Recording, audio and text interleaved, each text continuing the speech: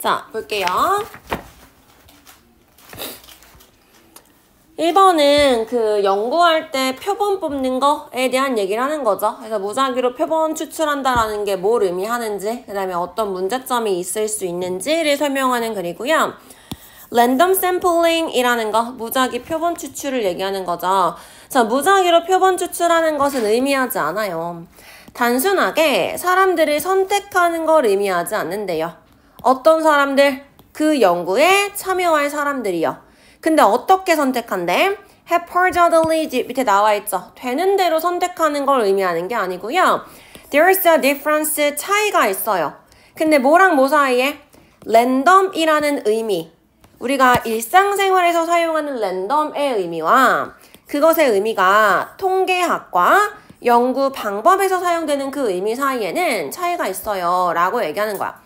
우리가 일단 랜덤 샘플링이라고 얘기를 하면은, 즉 무작위 표본 추출이야 라고 얘기를 하면은 뭐라고 생각한대요?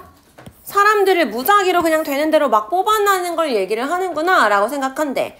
이렇게 haphazardly가 의미하는 거 우리가 보통 일반적으로 생각하는 무작위의 뜻이겠지. 그치? 그래서 일상생활에서 사용하는 랜덤이라는 거 하면 되는 대로 막 골라내는 거, 그걸 지금 의미하는 거잖아.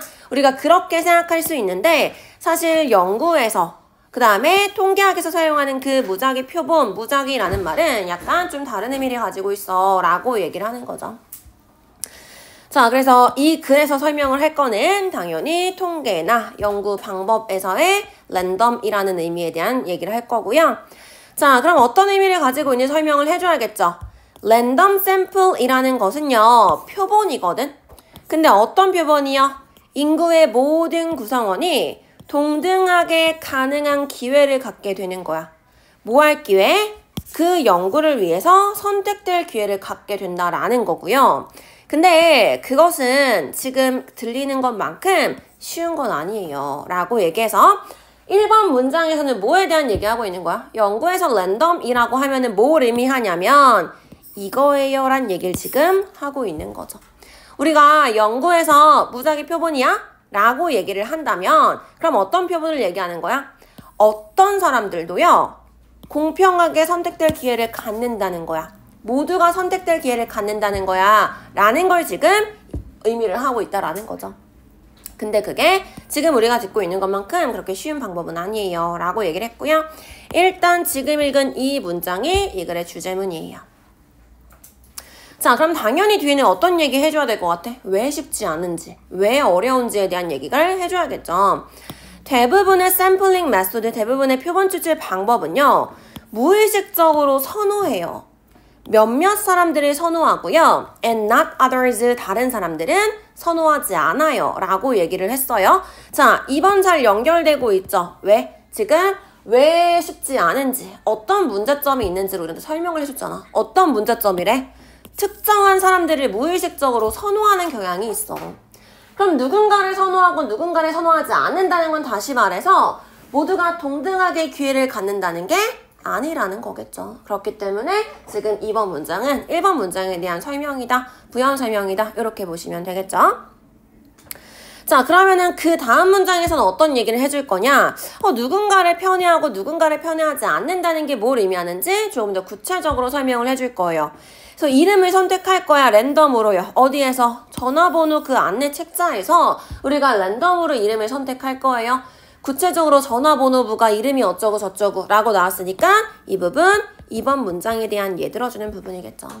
자, 우리가 이제 전화번호부에서 무작위로 이름을 선택할 거야. 무작위 표본 추출하는 걸 얘기하는 거겠지? 이것은 의미해요. 대절을 의미하거든. 사람들이요. 어떤 사람들? X 다이렉토리라고 하면은 이전에 전화번호부에 있던 사람들이지. 즉 지금은 전화번호부에 등록되지 않은 사람들이었죠. 지금은 그 전화번호부에 없는 사람들이나 아니면 don't use landline, 유선 전화를 사용하지 않아서 전화번호부에 없는 그 사람들이요. 그런 사람들은 are not going to be included, 뭐 할 가능성이 있어? 포함되지 않을 거라는 걸 의미하는 거죠. 즉 어때요? 특정 사람들을 편애하고요. 특정한 사람들은 편애하지 않을 거래.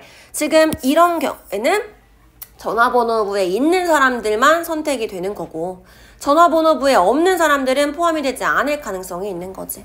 됐어요? 자, 그래서 그거에 대한 부연 설명을 해주는 부분이야. 그래서 여기에서 are not going to be included 이 부분이 앞에서 그 2번 문장에서 했던 얘기에 대한 부연 설명이기 때문에 3번도 잘 연결돼 있는 거죠. 즉 3번 문장은 모든 구성원이 아까 어디서?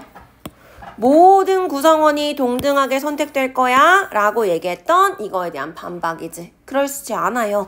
모든 구성원이 포함되지 않을 수도 있어요. 이거에 대한 얘기를 했으니까요.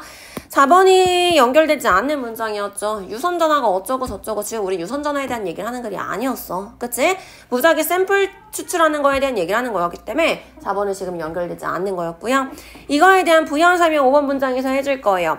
심리적인 연구에서요. That could 그것은 방금 우리가 읽었던 3번 문장에 대한 거요. 누구는 선택하고 누구는 선택되지 않은 거. 이것은요. 뭐 할 수 있어? 편향이라는 걸 이끌어올 수 있대요. 즉 편향이라는 걸 끌어들일 수 있는데요. 왜 그러냐. 그 사람들은요. 이 사람들이 어떤 사람들이겠어? 위에서 선택되지 않은 사람들을 얘기하는 거겠죠. 그치? 전화번호부에 없던 사람들이요. 이 사람들이 다를 수도 있거든. 다른 사람들이랑은 다를 수도 있어요.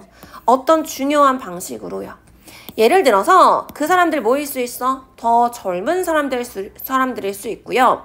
또 more suspicious of a stranger, 낯선 사람에 대해서 더 의심을 하고 있는 그런 사람들일 수도 있어요. 라고 얘기했고요. 지금 무슨 얘기하는 거야? 이런 사람들 포함하지 않았잖아. 그치? 그러면은 당연히 편향이 생길 수 있대요. 왜 그러냐? 이 사람들 왜 전화번호부에 없겠어? 뭔가 내 전화번호가 노출돼가지고 낯선 사람이 전화하는 걸 싫은 거야. 즉 뭔가 의심이 많은 사람들이겠죠. 이런 사람들이 가지고 있는 특징이 있을 거예요. 그치?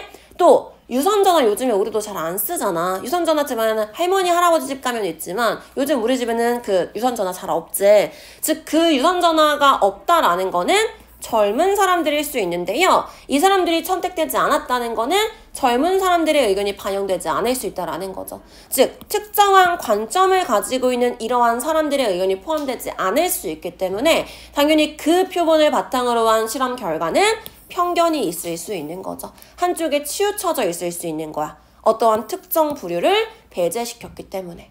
그쵸? 그렇기 때문에 제일 마지막에 편견이 있을 수 있다라고 얘기하는 이 부분까지 체크를 해주시면 될 것 같고요. 자, 전체적으로 내용이 어렵지는 않았어. 근데 무슨 내용인지 쭉 정리를 해볼게요.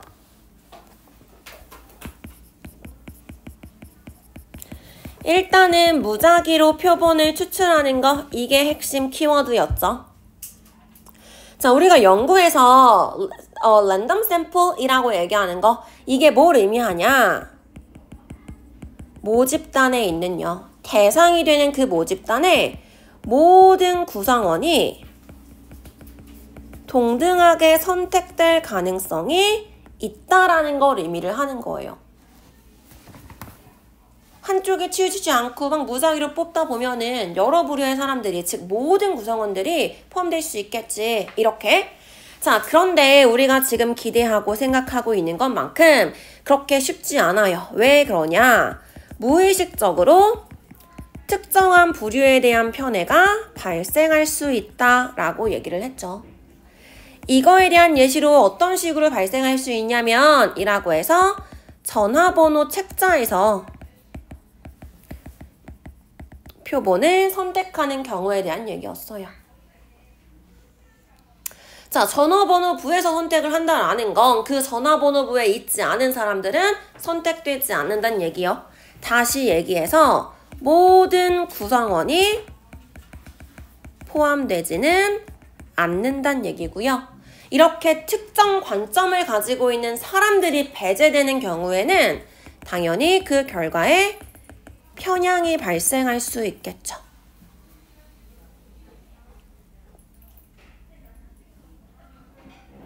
그래서 이 글의 주제가 뭐야? 라고 물어본다면 일단은 무작위 표본 추출의 정의와 그것을 하는데 어려움이라고 볼 수 있겠네요. 그쵸? 다 썼지? 들어 넘어갈게요. 자, 2번이요.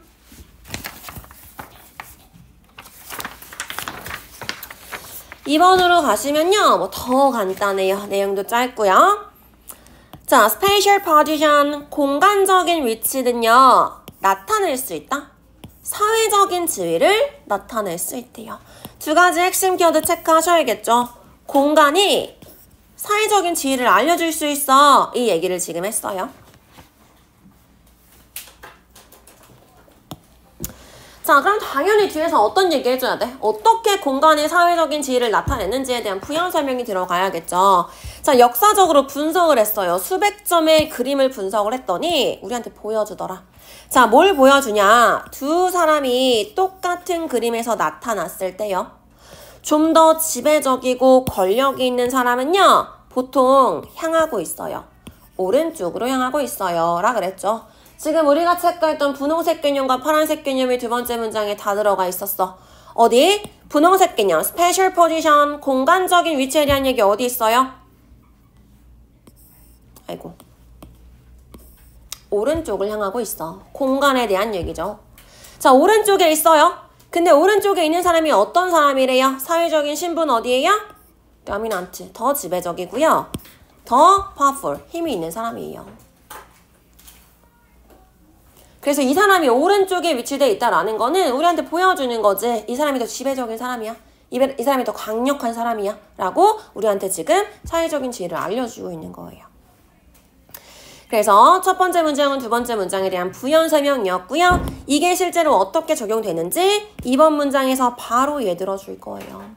자, 예를 들어서 relative to men, 남성에 비해서요. 여성들이 좀 더 displayed, 나타날지거든. 어디에? showing the left cheek, 뭐 하면서? 보여주면서요. 왼쪽 뺨을 보여주면서 더 자주 나타내진대요. 근데 이렇게 왼쪽 뺨을 나타내고 있다라는 것은 consistent with, 일치해요. 뭐랑? gender roles, 성 역할과 일치한대요. 어떤 성 역할이겠어? 그들이, 즉 여성들이요. as less agentic, 좀 더 어떻다는 거? 덜 주도적이라는 그 성 역할과 일치하는 거예요. 라고 얘기하는 거죠. 마찬가지 지금 여기에 공간적인 것과 사회적 신분적인 거 둘 다 들어가 있었어. 그치? 공간에 대한 얘기 어디 있어요? 왼쪽 뺨을 보여줘요. 이렇게요.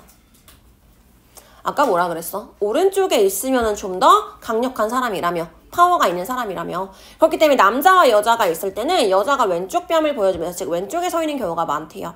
즉 이거는 뭐에 대한 얘기를 하는 거야? 여성들이 덜 자기주도적이야 라는 사회적인 신분을 우리한테 보여주고 있는 거지. 즉 성 역할에 대한 얘기요.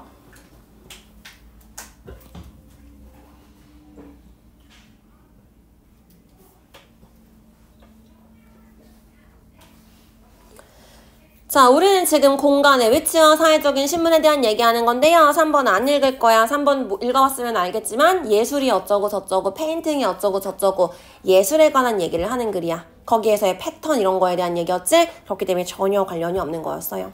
4번 문장으로 바로 이어가시면요. In other words. 자, 다시 말해서 라 그랬어. 그럼 이 다시 말한다는 얘기는 똑같은 얘기 반복할 거기 때문에 앞에서 여자가 남자가 어쩌고 저쩌고 했던 그 얘기를 반복해 줘야겠죠. 자, 다시 말해서요. 전통적으로 약하고 복종적인 성격은요. 배정이 돼요. 어디에 배정이 돼요? 그들 각각의 위치에 배정이 되는데요. by 뭐함으로써 where they are situated in space. 그 공간에서 그들이 놓여지는 곳, 즉 어디에 놓여지는지 그 공간에 의해서요. 그들 각각의, 여기서 place는 공간, 장소라는 의미인데 이 space의 개념이 아니라 신분, 지위의 의미로 쓰인 거야. 이 place가. 그들 각각의 지위에 배정이 되는 거예요. 라고 얘기를 하는 거죠. 즉 아까 얘기했던 것처럼 사회적인 신분이요. 지금 약하고 복종적인 사람들이었죠. 약하고 복종적인 사람들은요. 각각의 위치가 정해지는 거예요. 여기서 말하는 place는 각각의 사회적인 신분이 정해지는 거야. 즉 사회적인 신분 누가 정해줄 거라 그랬어? 어디에 그려지는지, 어디에 놓여지는지 공간에 의해서요. 공간이 사회적인 신분을 보여주는 거예요. 라고 얘기를 하는 거죠. 다 했어? 숙제.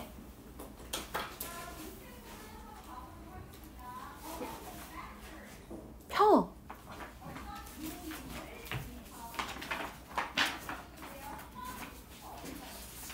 오케이.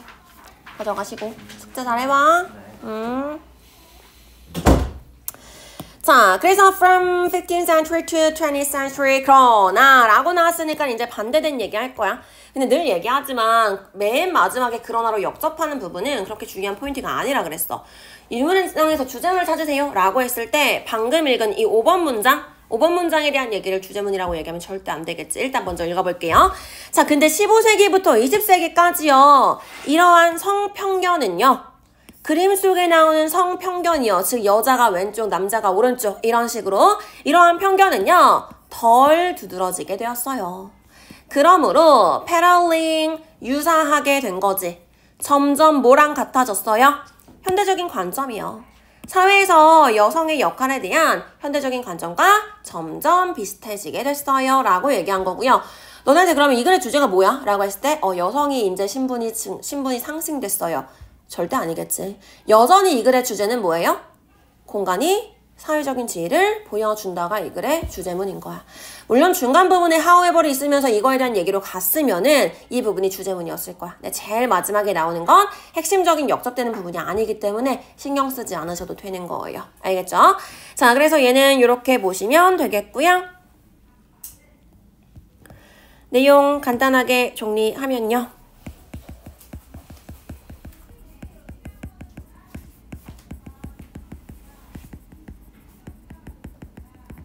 자, 공간적인 위치가 사회적인 위치를 결정해요. 에 대한 얘기였고요. 다시 얘기해서 우월하고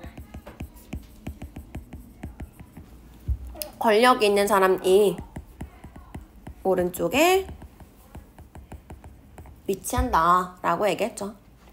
자, 그래서 이거에 대한 예시로 따라서 남자와 여자가 같이 나오면은 여성이 왼쪽에 제시되는 경우가 있고요. 이게 바로 성 역할을 보여주는 거예요. 라고 얘기했어요. 됐어? 잘 가. 자, 그러나 라고 하면서 제일 마지막에 이제 15세기랑 20세기 같은 경우는 이 성편견이 감소해서요. 지금 우리가 가지고 있는 현대 관점과 비슷해졌어요. 라고 얘기했지만 요 부분이 주제문은 아니고요. 위에서 얘기했던 공간적 위치, 사회적 위치 요거에 대한 얘기가 주제문이었다. 이렇게 보시면 되겠죠. 됐죠? 일단 여기까지 하고 10분 쉬고 할게요.